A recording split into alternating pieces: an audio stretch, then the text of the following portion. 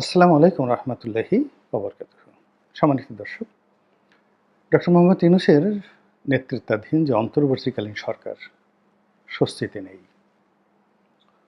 তাদের যে আত্মবিশ্বাস, এটিতে যথেষ্ট ঘাটতি লক্ষ্য করা যাচ্ছে এবং দীর্ঘমেয়াদে এটি সরকারকে চালিয়ে নেওয়ার জন্য যে ধরনের প্ল্যান দরকার, পরিকল্পনা দরকার, তাদের কর্মকাণ্ডে তার কোনো লক্ষণ নেই এবং তারা মনে হয় যেন একেবারে গা ছেড়ে দিয়েছেন।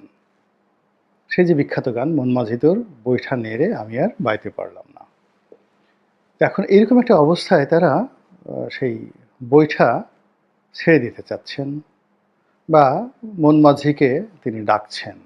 মন মাঝি হলো বিধাতা, আল্লাহকে ডাকছেন যে, হে আল্লাহ, এই তোমার এই বৈঠাটা আমার হাত থেকে নিয়ে নাও, তুমি যেটা দিয়েছ। আমি আর এই জীবনের যে ভবতরী, জীবনের যে নৌকাটি, এটি আমি আর বাইতে পারছি না। তো সেই কবির গানের মতো আমরা এই সরকারকে দেখতে পাচ্ছি গন্তব্যহীন। যখন কোনো একটা মানুষ খুব ভালো অবস্থানে থাকে, তখন তার ভিতরে ১ম যে জিনিসটি থাকে সেটা হলো তার সবকিছু থাকবে ট্রান্সপারেন্ট, স্বচ্ছ এবং তার কোনো ভয় নেই। সে অন্ধকার তার পছন্দ নয়। ডেলাইটে তিনি কাজ করেন এবং তিনি এমন একটা জায়গাতে বসেন, এমন কর্মকাণ্ড করেন, এমন কথা বলেন যে সবাই তাকে দেখতে পায়, সবাই তার কথা শুনতে পায় এবং তিনি এমন ভাষা, শব্দ প্রয়োগ করেন স্ট্রেট ওয়েতে, সবাই সেটা বুঝতে পারে। যখন এরকম হয় তখন ধরে নেবেন যে সেই লোকটি ভালো অবস্থানে আছে, ভয় পায়নি। কিন্তু যখন দেখবেন যে ঘুরিয়ে পেঁচিয়ে কথা বলছে, একবার দাদা, একবার নানা, একবার উত্তর, একবার দক্ষিণ, তারপর মানে লেজের সঙ্গে মাথা মিলিয়ে ফেলছে, এরপর আরও অনেকের সাথে, অনেক কিছুর সাথে অনেক কিছু গুলিয়ে ফেলছে, তখন আপনি বুঝতে পারবেন যে লোকটি বা যারা এই কাজ করছে তারা ভয় পেয়েছে, অস্থিরতায় ভুগছে, আতঙ্ক তাদেরকে পেয়ে বসেছে। এবং যখনই মানুষ পথ হারিয়ে ফেলে, আপনি ধরেন ঢাকা থেকে চট্টগ্রামে যাবেন, গভীর রজনী, কিন্তু যে কোনো কারণে আপনি পথ হারিয়ে ফেলেছেন, তো সেই রজনীর যে অন্ধকার, সেই অন্ধকার আপনাকে আঁকড়ে ধরেছে, প্রচণ্ড শীত, তো আপনি রাজপথ ছেড়ে সেই বিলের মধ্যে ঢুকেছেন। তো বিলের মধ্যে রাস্তা নাই, কোনো কিছু নাই, কাদা মাটি, তার মধ্যে চলতে ফিরতে গিয়ে আপনার কাছে মনে হচ্ছে যে আপনাকে ভূতে ধরেছে, জিনে ধরেছে, বুবাই ধরেছে, আর অনেক কিছু আছে, তো সেইগুলোতে ধরেছে এবং আপনি দেখবেন যে আপনার সব ডিকশনারি, হার্ড ডিস্ক সব এলোমেলো হয়ে গেছে। এরকম গ্রাম বাংলায় অনেক ঘটনা ঘটে। মানুষ সেই রাজপথ ছেড়ে সেই আমরা সেই বাপদাদাদের আমলে দেখেছি, তারা ওই বহু দূরের গঞ্জ থেকে ফেরার পথে হয়তো কোনো কৃষিক্ষেতের ভিতর দিয়ে ঢুকছে এবং কৃষিক্ষেত মানে কি ১০ মাইল ১২ মাইল পথ শুধুমাত্র কৃষি জমি। তো সে এলোমেলো হয়ে গেছে, গিয়ে যে গ্রামে আসবে তার পরিবর্তে ভিন্ন গ্রামে গিয়ে উপস্থিত হয়ে গেছে। তো এরকম মানুষ যখন পথ হারিয়ে ফেলে তখন তার জীবনে এরকম আতঙ্ক দেখা দেয় এবং সে যখনই বুঝতে পারে যে আমি পথ হারিয়ে ফেলছি, এটা আপনারা যারা এই লিফটে আটকা পড়েন অল্প সময়ের মধ্যে, কেউ একবার গাড়িতে আটকা পড়েন, এই ঠিক ১০ থেকে ১২ সেকেন্ডের মধ্যে মানুষ জ্ঞান হারিয়ে ফেলে। তো এখন ১০ থেকে ১২ সেকেন্ডের মধ্যে যে মানুষ গাড়ির মধ্যে থেকে, নিজের ব্যবহৃত গাড়ি হঠাৎ করে লক হয়ে গেল কিংবা দেখা গেল মাঝপথে বন্ধ হয়ে গেল, আপনি গ্লাস খুলতে পারছেন না, ১০ থেকে ১২ সেকেন্ডের মধ্যে আপনার ব্রেন ইনঅ্যাক্টিভ হয়ে যাবে। অনেক লোকের ফোবিয়া রয়েছে, ভয় রয়েছে, তারা লিফটের মধ্যে পড়ে এরকম অবস্থা তৈরি হয়ে যায়। এখন একজন মানুষ লিফটের মধ্যে পড়লে বা একজন মানুষ গাড়ির মধ্যে আটকা পড়লে কিংবা একেবারে নদীর মধ্যে পড়লে যে অবস্থা তৈরি হয়, তার চেয়ে রাজনীতির অঙ্গনে কোনো পলিটিক্যাল চেয়ার, ওটি যখন কারোর জন্য বিপজ্জনক হয়ে যায়, তখন সেটি আরও ভয়াবহ হয় এবং আরও ভয়ের সৃষ্টি করে। আপনি দেখেন এই যে পতনের কয়েকদিন আগে শেখ হাসিনা কাঁদছেন, কথায় কথায় কাঁদছেন।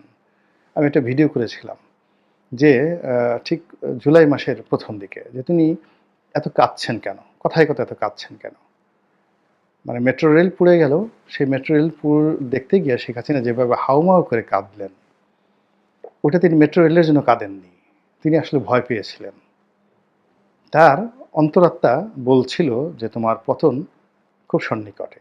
এবং এটা এমনকি একটা মানুষ যখন মারা যায়, আজরাইল যখন তাকে চক্কর দিতে থাকে চারিদিকে, ওই মানুষটি কিন্তু বুঝতে পারে যে তার মৃত্যু সন্নিকটে। তখন সে দায় দেনা পরিশোধ করে, অনেকে ভালো হয়ে যায়, অনেকে আরও বেশি খারাপ হয়ে যায়, ছেলে মেয়েদের জিনিসপত্র ভাগ করে দেয়, এরকম আর কি। তো যার জন্য প্রকৃতি এবং নিয়তি মানুষকে পয়েন্টিভ করে তোলে।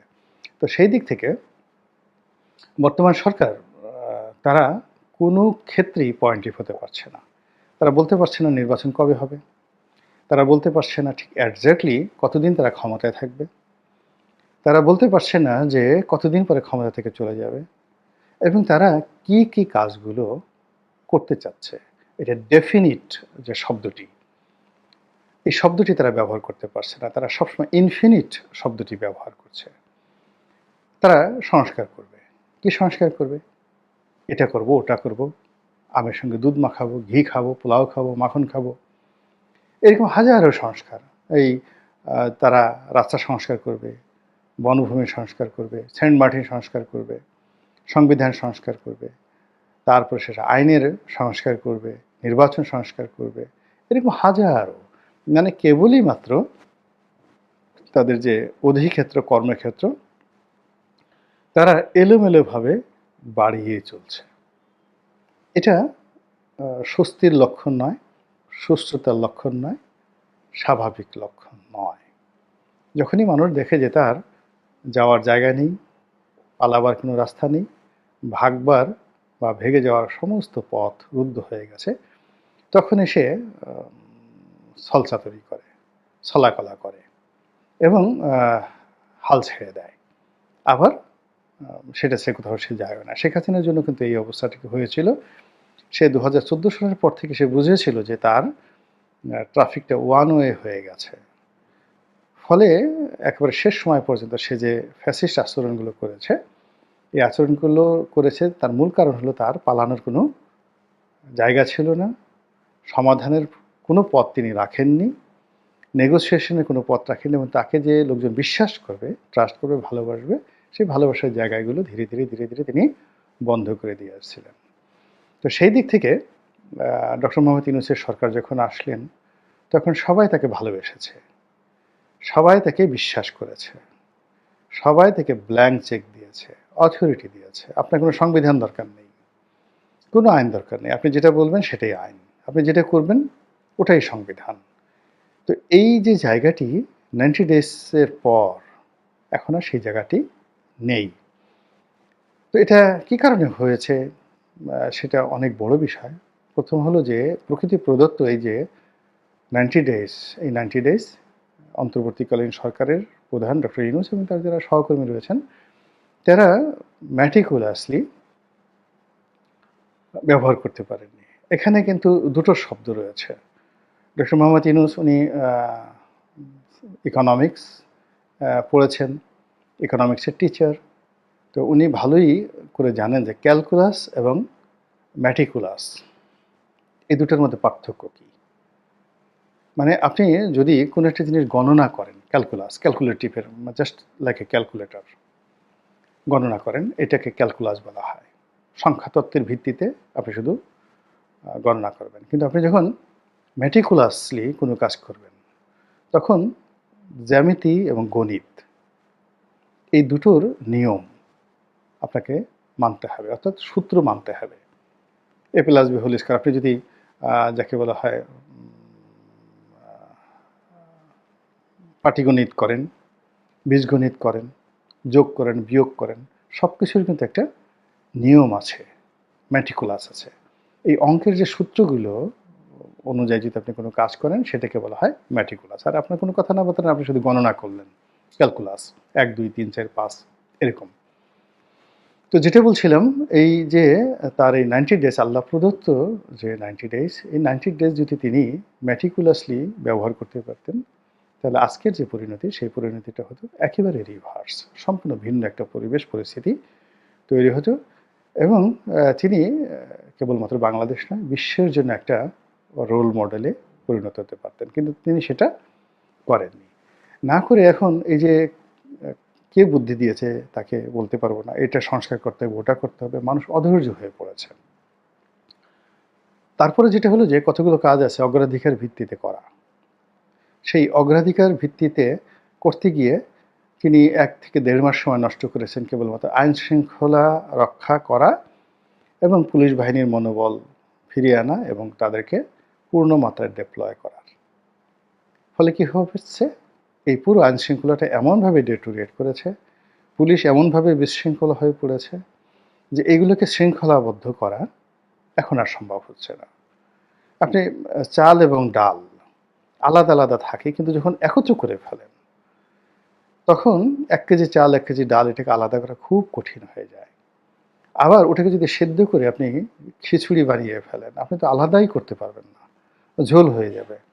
এখন বাংলাদেশের অনেকগুলো সমস্যা, সেই অনেকগুলো সমস্যা আইন শৃঙ্খলার সাথে সাথে অর্থনীতির সাথে সাথে দখল বাণিজ্যের সাথে নিয়োগ বাণিজ্যের সাথে যে আমলাতন্ত্রের আধিপত্য, সঙ্গে সঙ্গে দুর্নীতি, সবগুলো ডাল চালে মিশানো নাই, রীতিমতো খিচুড়ি হয়ে গেছে। এবং তাও আবার যেন তেন খিচুড়ি নয়, একেবারে জগা খিচুড়ি মানে একেবারে পাতলা ল্যাটলেটে খিচুড়ি, এই অবস্থা তৈরি হয়ে গেছে। তো এই জায়গাতে যখন কোনো একটা মানুষ পড়ে তখন সেটা ওয়ান ওয়ে ট্রাফিক হয়ে যায় এবং সেখান থেকে বের হওয়াটা এত সহজ নয়। এবং এই জিনিসটির কারণে কি হচ্ছে, সরকারি যারা কর্তা ব্যক্তি রয়েছে তাদের মধ্যে অস্থিরতা দেখা যাচ্ছে, আতঙ্ক দেখা যাচ্ছে, তারা যে ভয় পেয়েছে বোঝা যাচ্ছে, তাদের কথাবার্তা এলোমেলো হয়ে যাচ্ছে এবং সেই এলোমেলো কথাবার্তা থেকেই তারা একটার পর একটা গোঁজামিল দেওয়া এলোমেলো কাজ করে যাচ্ছে। যেমন তাদের অনেক কর্মকাণ্ডকে যাকে বলা হয় আইনি বৈধতা দেওয়ার জন্য তারা ইন্ডিমিনিটি মানে একটা অর্ডিন্যান্স, এরকম একটা নতুন ইন্ডিমিনিটি অর্ডিন্যান্স তারা জারি করার আলটিমেটলি জারি করেছেন এবং আরও কিছু সেই ইন্ডিমিনিটির সাথে যুক্ত করে, যেমন এই সরকারের কোনো কাজ নিয়ে প্রশ্ন করা যাবে না, এই সরকারের বৈধতা নিয়ে কোনো প্রশ্ন করা যাবে না, ইত্যাদি বিষয়গুলো ইনক্লুড করে একটা বৃহৎ আকৃতির